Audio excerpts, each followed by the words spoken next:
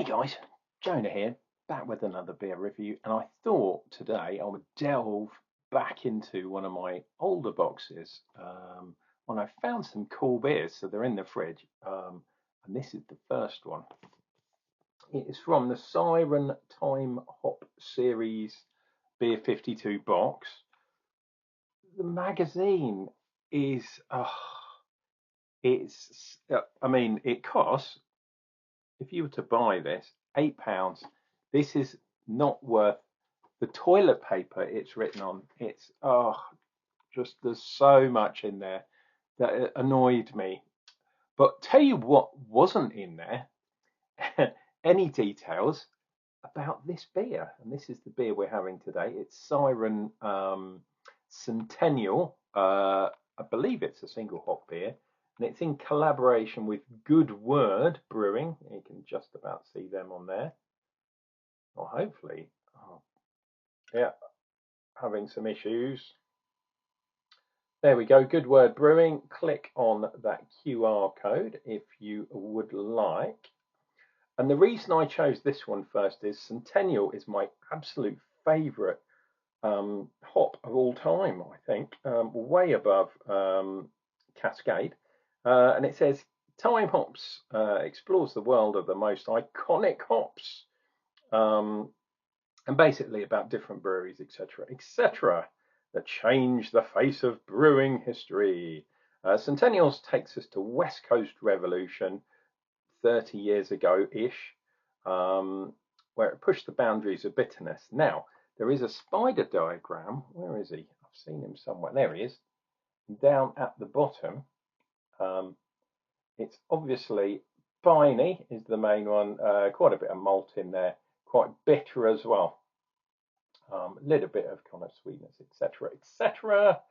Oh, it's not a single hop beer. I have just seen, looking at Beer 52 notes. And then, I don't know, are they always very accurate? It says Centennial, Columbus, and Amarillo. So this isn't a triple C hop, which would, in my opinion, have made it a proper West Coast beer. Is it a West Coast IPA? No, they just called it a West Coast Pale Ale. So there we go, at 5%. I was going to say, because if they called this an IPA, I would have knocked some extra marks off without even tasting the beer for trying to call this, yeah, an IPA. I bet you Siren wanted to, but I bet you the people over in America were like, what are you talking about? It's not an IPA. Let's see what we get from this bad boy anyway. Gonna try not to get like annoyed and stuff, but we shall see, dear viewer, we shall see. What else have we got in here? We've got extra pale malt, we have Vienna malt, and we have chit. Don't put that chit in my beer. But no crystal. So again, is this really a West Coast style beer without any sweetness in it? I don't know. The colour looks right though. I was saying the other day, can you see this is not superbly pale? This has definitely got a slight orange hue, and that is exactly the right kind of colour, or I think it is anyway. Finger's head, nice fluffy. We are producing, if the camera works, I could see some bubbles coming up here, but we're producing some bubbles still. So that is absolutely cool. Get that out of the way. And I'm getting, oh my God, I'm getting lovely, lovely aromas from here. I'm getting the pine, getting a little bit of that kind of sweet orange. I'm also getting that kind of, what I have always said is like a bubble gummy kind of thing. Oh, and that is coming from the Centennial. Absolutely fantastic. Oh, lovely, lovely stuff. I'm really hoping that this is going to be a good beer. It looks good, put it that way, but no crystal malt. I don't know. Cheers and beers, guys.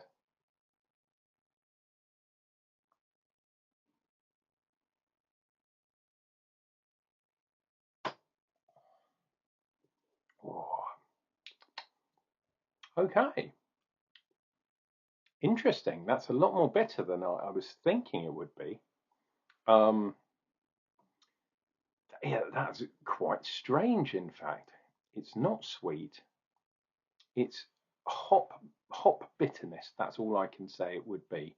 Um, but yeah, I'm getting kind of a little bit of that kind of juicy kind of blueberry type thing going on.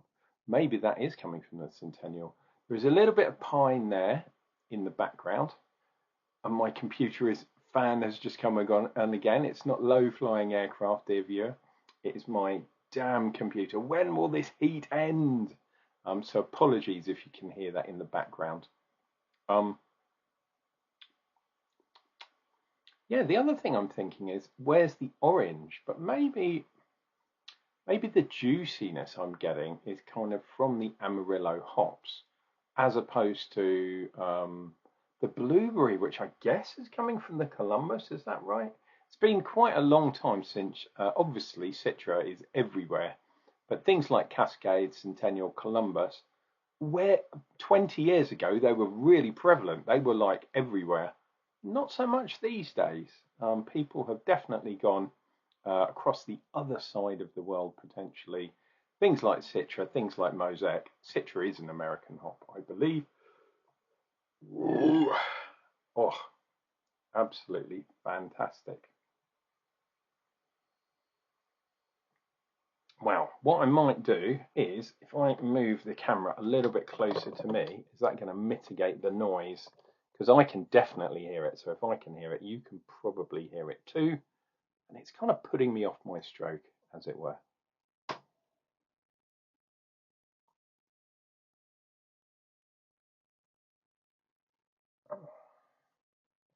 Oh, yeah, this is so like juicy, but in a kind of dank, juicy way, um, which I wasn't expecting for a pale ale. Those sort of things sometimes are in those really thick, dank kind of IPAs, using the verdant yeast, especially. Very bizarre. Now, come to think of it, this magazine, it wasn't all bad because there was a couple of local inspired things in here. So there was a thing about micropubs, um, and of course it had the, the local one to here, the Butcher's Arms, and Martin. A picture of him. I was trying to find it. Martin, who no longer owns it. He's actually sold up and given it to some other people. And the other thing, which I probably won't find at the moment, was, oh yeah, there it is. Andy Parker is in this magazine too. The main man in charge of Elusive Brewing, who I've met a few times.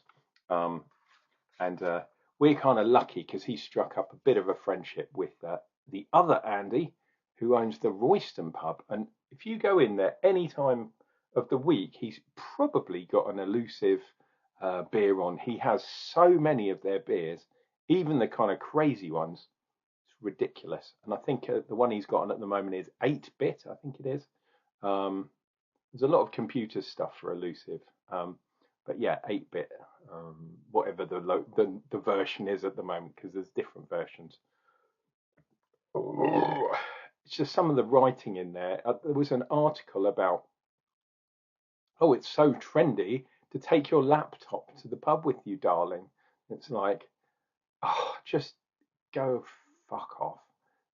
Take your laptop, stick it up your ass, fuck off while you're doing it. Why is it so poncy and pretentious to take your laptop to the pub? Oh, it is for you because you're a beer writer.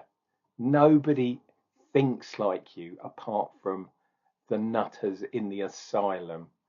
Absolutely ridiculous. Some of their views are so just not in tune with reality, with the rest of the world. And basically, they've taken out one of the most important hops in brewing history, Centennial, to put in some vacuous article. I think it's a 4-page article about, oh, it's so trendy to take one's laptop and work from the pub. And maybe sip on, cappuccino as opposed to drinking beer, oh, just go take that laptop and smash yourself over the head, because it is not the real world. Oh, I would not pay any money at the moment for that magazine. Oh, it is just ridiculous.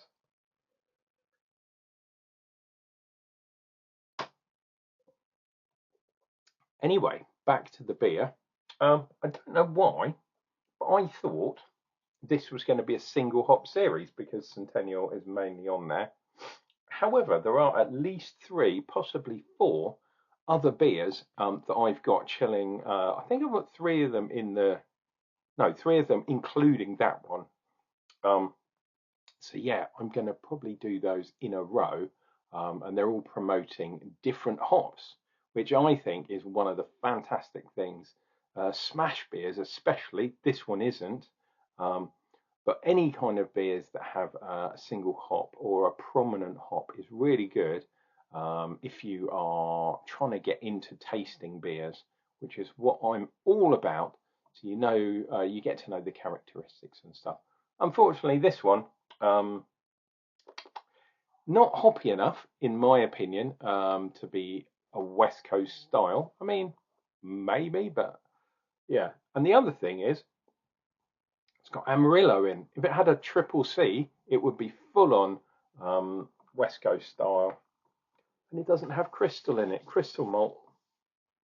I've no idea why. That is absolutely crazy. Anyway, those are my views. Let me down. Let me down. Don't let me down. Let me know in the comments down below what you think if you've tried this beer. And yeah, do you think the Ferment magazine, the level, the quality of the articles in there, is it just me? Do you think they've really dropped off? They've got some well-known beer writers, but I am kind of the antithesis of beer writers, because like Jilly Goulden, they've swallowed the dictionary. But all it does is it shows that they know very little. Anyway, that's my opinion. Only for your entertainment, you understand. This has been Unclejona drinking beers, and I'll be back with another beer review. Probably be another Siren one, to be honest. And that's coming up real soon.